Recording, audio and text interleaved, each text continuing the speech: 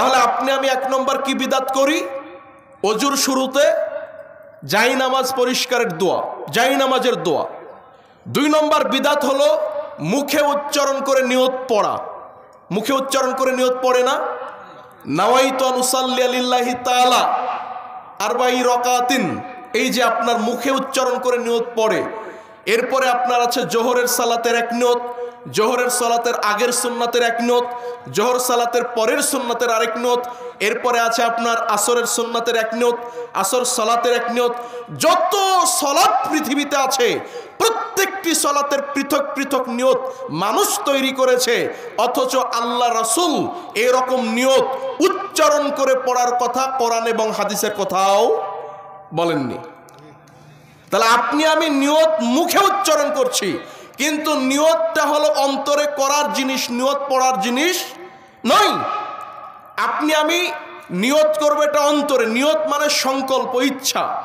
আপনার সংকল্পটা হবে, আপনার ইচ্ছাটা হবে অন্তরে, মুখে না। নিয়ত অন্তরে করতে হয়, নিয়ত আছে, কিন্তু নিয়ত মুখে উচ্চারণ করে পড়তে হবে, এটা বিদআত। তাহলে সালাত শুরু করার আগে 2টা বিদআত পেলাম। 3 নম্বর বিদআত হলো সালাত শুরু করতে গিয়ে ইমামের এক নিয়ত আবার মুসল্লিদের আরেক নিয়ত আছে না? ইমাম বলে যে আমি সকলের দায়িত্ব নিয়ে নিলাম, আর মুক্তাদিরা বলে যে আমাদের সকল দায়িত্ব ইমামের কাঁধে দিয়ে দিলাম, এটা আবার আরেক নিয়ত, এটা একটা বিদআত। আবার দেখা যাচ্ছে আপনি সালাতে দাঁড়িয়েছেন, এবার ইমাম সাহেব আপনার মেম্বারের ওপর থেকে একটা পাগড়ি নিয়ে মাথায় পেঁচাচ্ছে।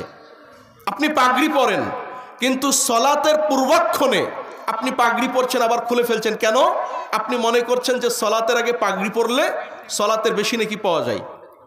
সম্মানিত উপস্থিতি, আপনি স্বাভাবিকভাবে পাগড়ি পরতে পারেন, কিন্তু আপনি আমি যদি মনে করি যে পাগড়ি পরে সালাত আদায় করলে বেশি নেকি হয়, এই বলে আপনি সালাতের আগে পাগড়ি বাঁধছেন, এটা একটা নব আবিষ্কার ইসলামের মধ্যে। তাহলে সালাত শুরুই করতে পারলাম না, অথচ আমরা বিদআত করে বসে আছি অন্তত 3-4টা। আবু হুরায়রা রাদিয়াল্লাহু তাআলা আনহু তিনি বলেন, রাসূল সাল্লাল্লাহু আলাইহি ওয়াসাল্লাম সাহাবীদের উদ্দেশ্যে বললেন, আতাদরুনা, নবী সাল্লাল্লাহু আলাইহি ওয়াসাল্লাম বললেন, আরাআইতুম লাউ আন্না নাহারান বিবাবিন।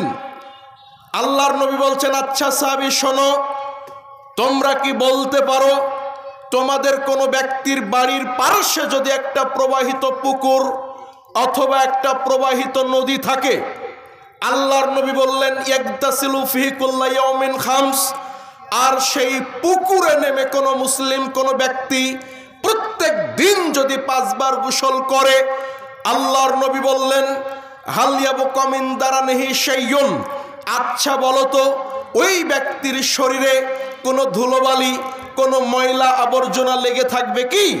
তখন সাহাবায়ে কেরাম বললেন, লা ইয়া নবী আল্লাহ, আল্লাহর নবী না, যেই ব্যক্তি প্রত্যেক দিন 5 বার গোসল করবে ওই ব্যক্তির শরীরে কোনো ধুলোবালি ময়লা লেগে থাকবে না, এটা অসম্ভব। তখন আল্লাহর নবী সাল্লাল্লাহু আলাইহি সাল্লাম বললেন, কাযালিকা মাসালুস সালাতিল খামস ইয়ামহুল্লাহু বিহিন্নাল খাতায়া। আরে সাহাবী, এটাই তো 5 ওয়াক্ত সালাতের দৃষ্টান্ত। কোন ব্যক্তি যদি প্রত্যেক দিন 5 ওয়াক্ত সালাত আদায় করে, তার আমলনামায় কোনো পাপ বলে কিছুই থাকবে না। সুবহানাল্লাহ। তাহলে আপনি আমি যদি প্রত্যেক দিন সালাত আদায় অভ্যস্ত হই, আপনার আমার আমলনামায় পাপ থাকবে না। কেমন?